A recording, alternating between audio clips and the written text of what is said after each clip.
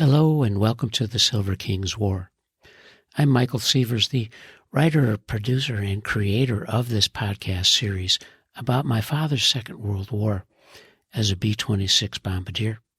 Today, as we track the Silver King's transition from soldier to civilian life, we have a bonus episode that's devoted to the New Yorker magazine.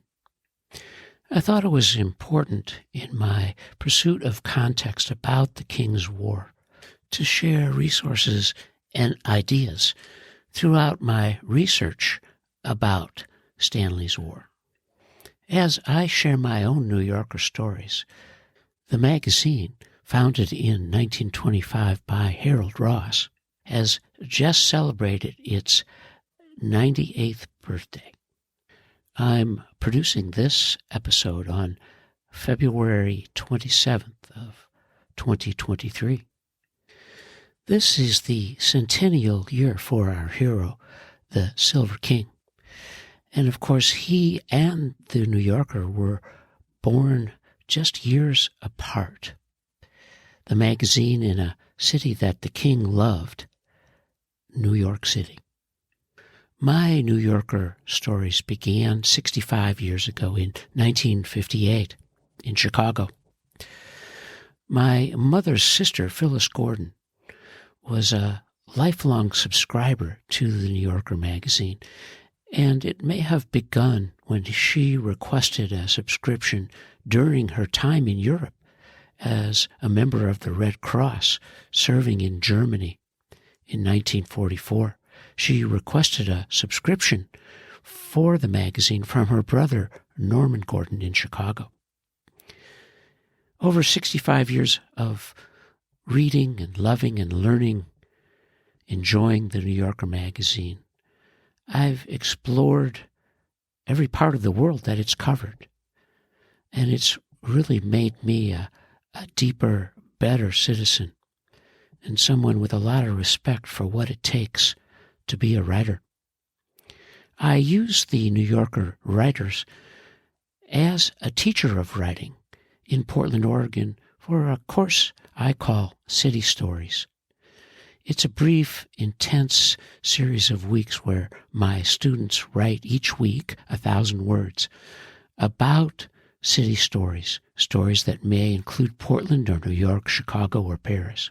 And I owe all that really to a remarkable aunt, Phyllis Gordon, who introduced me to the magazine in her apartment on Sheridan Road, just off Lake Michigan in Chicago in 1958. 42 years later, in 2000, Scribner published a phenomenal book about the history of the New Yorker magazine by a writer named Ben Yagoda. The book's title is About Town, the New Yorker and the World It Made. And having just completed some good reading and understanding of Dame Rebecca West in recent episodes, I thought it would be important to share some of the information that Yagoda developed about Rebecca West and the New Yorker history. In a chapter of the book called Sophistication and Its Discontents, 1938 to 51, Yagoda wrote of Harold Ross' hiring of the famed critic Edmund Wilson. It was 1943, and Yagoda wrote, at roughly the same time that Catherine White returned, Edmund Wilson came on as literary critic. Wilson was esteemed for his books, To the Finland Station, The Shock of Recognition, and The Wound and the Bow. But in 1942 was financially strapped and proposed to Ross that the New Yorker underwrite a new literary magazine and make me editor. Nothing came of this idea, but the following year, when Clifton Fadiman stepped down as book critic, Ross offered Wilson the position, which was described by Bennett Cerf as the most highly prized of its kind in the country, telling him, "You seem to be the only man for the job. standing alone among possibilities like a large, isolated mountain. With flattery on that level and at a salary of $8,000 a year, plus $3,000 in living expenses, how could Wilson not accept? Wilson was a critic, the likes of which the magazine had never seen. He believed in writing for general readers and had no truck with academic jargon. He had been a working journalist with Vanity Fair and the New Republic, but he would make no compromises for any audience in his standards or his range of allusion and reference. Unlike any previous New Yorker critic, with the exception of Louise Bogan and Louis Mumford, his base assumption was that what mattered in any work under question was its artistry, not its capacity to entertain, amuse, or divert. You go to continued. Wilson's high standards and intellectual rigor set the model for subsequent New Yorker book criticism. And in the late 40s, when the pace of his reviews slackened somewhat, he was spotted on various occasions by such estimable critics as Cyril Connolly, Alfred Kazin, Anthony West, Harold Lasky, Lionel Trilling, and George Orwell. The case could be made that Wilson's British counterpart was Rebecca West, Anthony's mother, and she formed a close association with the New Yorker at this time as well. She had contributed occasionally over the years, but a new phase began in 1945 when Ross sent her a terse cable asking her to cover the treason trial of William Joyce, who during the war had broadcast pro-German radio programs under the name Lord Haw-Haw. West Dispatch, subsequently included in her book The Meaning of Treason, struck a new note for the magazine's reportage. It was dense, meditative, and highly intelligent, yet grounded in the facts. You would not think of it as Ross's kind of thing, yet he was highly impressed and said, "Your reportorial instinct amazes me, and your thoroughness," he wrote West the next year. "It is a thing of wonder.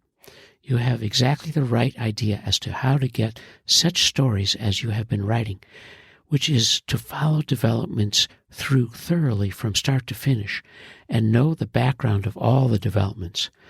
No working reporters these days know that that is the way to cover a story. They drop around occasionally and hit the thing a couple of slapdashes, and that is that. It would be hard to imagine two individuals less alike than Ross and West, but they would form a close friendship, cemented in 1947, when she came to the United States, stayed with him in his house in Connecticut, and covered a South Carolina lynching trial for the New Yorker in her inimitable style. You know, as faithful followers of the Silver King, that in pursuit of his war, of course, I had been tracking the development of the atomic weapons at Los Alamos, which ended the war in the Pacific. Much of my research about the development of the weapons focused on the espionage and stealing of secrets throughout the country. That work led me to Rebecca West's book, The New Meaning of Treason, which was published in 1964, and I'm reading it right now as I'm telling you this story. Ben Yagoda chronicled the development of the magazine earlier in the same chapter in his book, and he writes, "In any number of ways, the Second World War was a turning point for the New Yorker.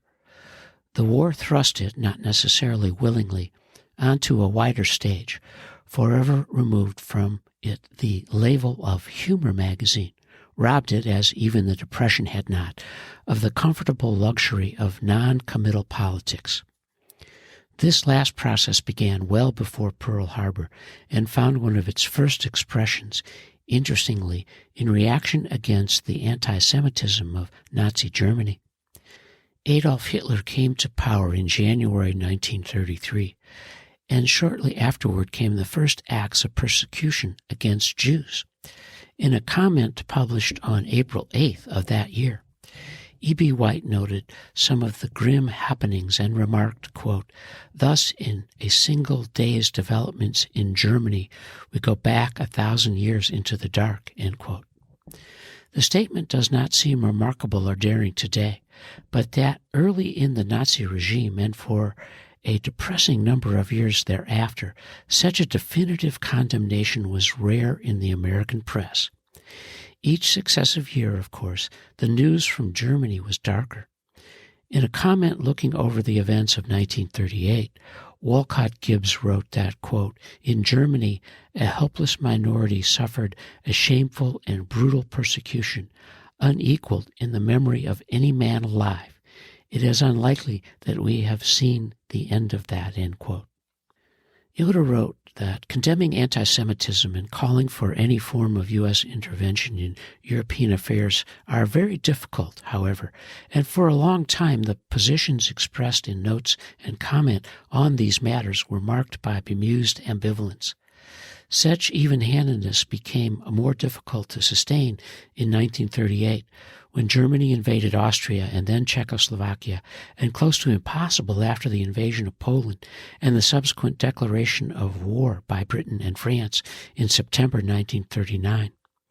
On the staff, the interventionists included Thurber, Shawn, and Frank Sullivan, who wrote of Hitler in his 1939 end-of-the-year Greetings, Friends poem. "Leben Schramm he wants so well, let's hope he gets it soon in hell." White was of their number as well, but after his move to Maine in 1938, his familiar voice was less frequently heard in the magazine. His replacement, Gibbs, tended to be much more skeptical, but then, as Ross noted in a letter to White, quote, "Gibbs is of course skeptical of everything," end quote. In a comment published on February 11, 1939, Gibbs took President Roosevelt sharply to task for supposedly directing threatening remarks to Germany. Quote, "We believe that until the German and Italian governments perform legally hostile acts against us as a nation, it is indefensible for the President to give his official sanction to attacks on their internal policy, no matter how cruel and shameful it may appear to him personally. Mr. Roosevelt, in our opinion, is not employed to express moral attitudes. His first duty is the well-being of this country, a duty which includes doing his utmost to keep it out of avoidable wars," end quote. Ross himself was professionally the newspaper man's resistance to editorializing. Geographically, his native West was the bastion of isolationism, and constitutionally opposed to beating any drums. But White, even in absentia, was his editorial conscience, and in June 1941, at a point in the European War when sitting on the fence had become a nearly impossible balancing act, the editor sent a note of defense of editorial neutrality up to Maine. The magazine may have been disinclined to take a strong editorial position on the European hostilities, but they were surely and unmistakably reflected in its pages. Flanner's and then Liebling's dispatches from Paris gave an invaluable sense of how the coming of war, and then the war itself, felt in apartments, offices, and streets. On the day Germany invaded Poland, St. Clair McKelway, the managing editor for Fact, considered who might write about the view from Britain, and settled on Molly Panter Downs, a 33-year-old English novelist and short story writer who lived in a part of Surrey bordering on Sussex and had contributed to the magazine a handful of casuals and poems and one reporter at large, a 1937 piece about Jewish refugee children arriving at Victoria Station. He sent her this telegram: "Can you cable us up to 2,000 words of human rather than political events, London and country, somewhat similar tone as Flanner's stuff from Paris? Stop. Would you be prepared? Send us cables and letters regularly as our London correspondent, if that seem practicable later. Stop." Yoda continued, Panther Downs initially replied in the negative, since she was expecting evacuees at her house, but their arrival was canceled, and she filed a story 2 days later, the day Britain and France declared war on Germany, and was published in the issue of September 9th. As requested, she stressed the human factor. She wrote, "All over the country, the declaration of war has brought a new lease on life to retired Army officers who suddenly find themselves the commanders of battalions of willing ladies who have emerged from the herbaceous borders to answer the call of duty. Morris 10s, their windshields plastered with notices that they are engaged on business of the ARP or the WVS. Both volunteer services rock down quiet country lanes propelled by firm-lipped spinsters who yesterday could hardly have said boo to an aster. It was clear to everyone who read it that she had found the perfect tone, clear-eyed, good-humored, but never facetious, with an unfailingly firm lip herself, and that she was the perfect London correspondent. McElway's next cable aloud. In future, okay, discuss politics, strategy, etc., if interesting and you feel informed." Thus credentialed, Panther Downs filed indispensable letters from London throughout the war, sometimes weekly, sometimes fortnightly. In 1940, the Atlantic Monthly Press published a collection of them titled Letter from England. Like the novel and subsequent film, Mrs. Miniver, they did much to cement in the minds of Americans the image of Britishers as plucky, brave, and fundamentally sound. Panther Downs continued to contribute dispatches to the New Yorker after the fighting was over. Her final letter, published in 1984, was her 477th.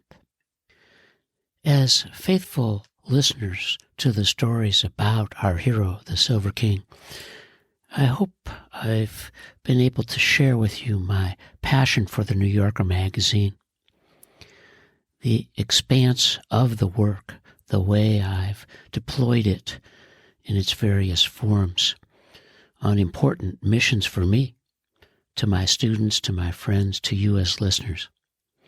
And I hope that you will think seriously about becoming a reader of one of the most amazing magazines in American history.